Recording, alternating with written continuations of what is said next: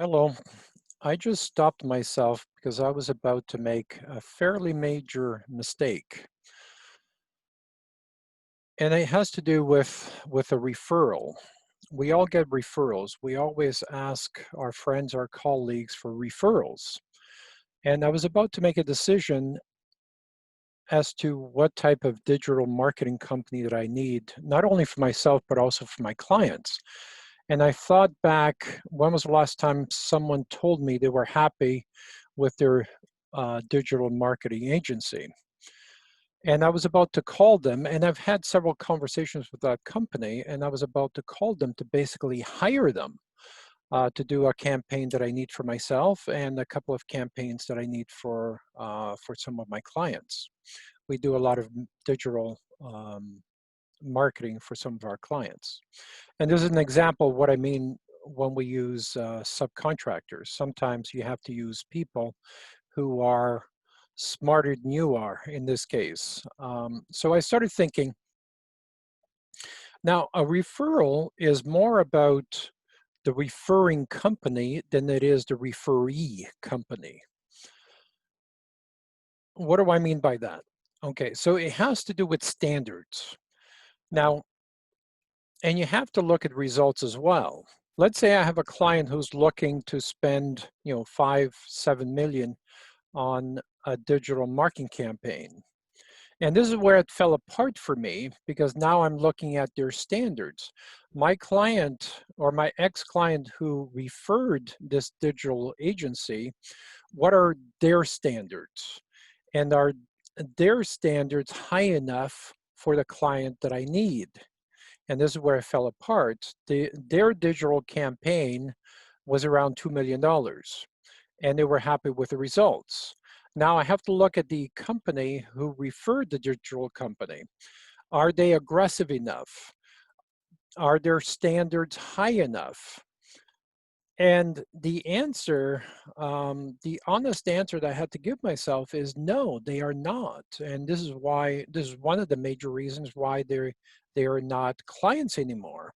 Their expectations were not high enough. So if their expectations are not high enough, are any of the recommendations that they come up with going to be sufficient for a $7 million budget? You see what I'm getting at?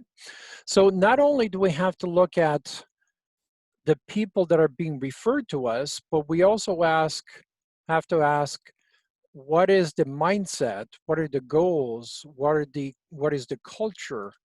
Um, what are the tools that this company is going to use? And is that going to fit with the culture and the tools and the goals, not only of my company, but also my clients' companies? I think a lot of people don't really focus on this, and this is why there's a lot of trial and error that still goes on.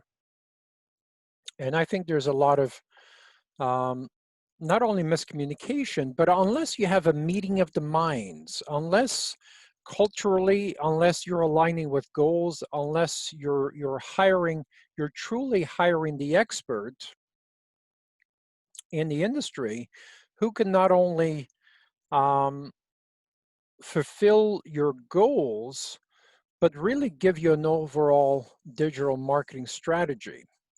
It's either the people you're looking for see you as the expert or see me as the expert in this case, or they see themselves as the expert. Now think about that.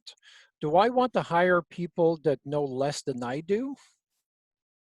No, I do not.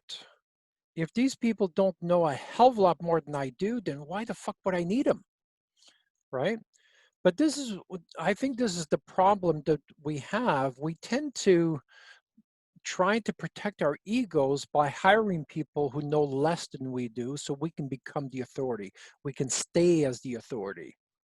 And I think that's a huge mistake. And I think that's one of the fundamental principles why most companies, construction companies, roofing companies, whatever type of companies, um, I think this is a fundamental mistake that we all make because when we go out to to hunt for a company to help us. And first of all, we don't hunt for companies to help us, right? We just suffer in silence. But if we did, if we were, you know, a thought leader and we were hunting for a company who knew more than us, we tend to want to retain the authority. We want to protect our ego. A great example was I was involved in a conversation for a roofing company, and this company happened to be just did a job for Walmart, and they're celebrating the fact that, you know, it's a fairly major project, and the people commenting are from people within the roofing industry. So now we have roofing professionals talking to other roofing professionals. How does this help anyone?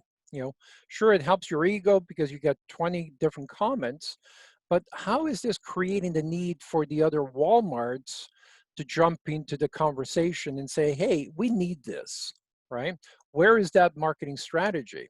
And that's the problem. And I think if that roofing company used the same thinking that I'm trying to use now, and I caught myself nearly making the same mistake. So it's not an easy process to do.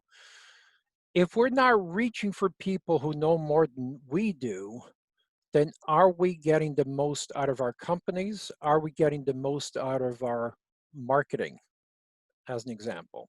I would love to hear your comments below. Am I completely out on left field on this? Let me know below. Thank you.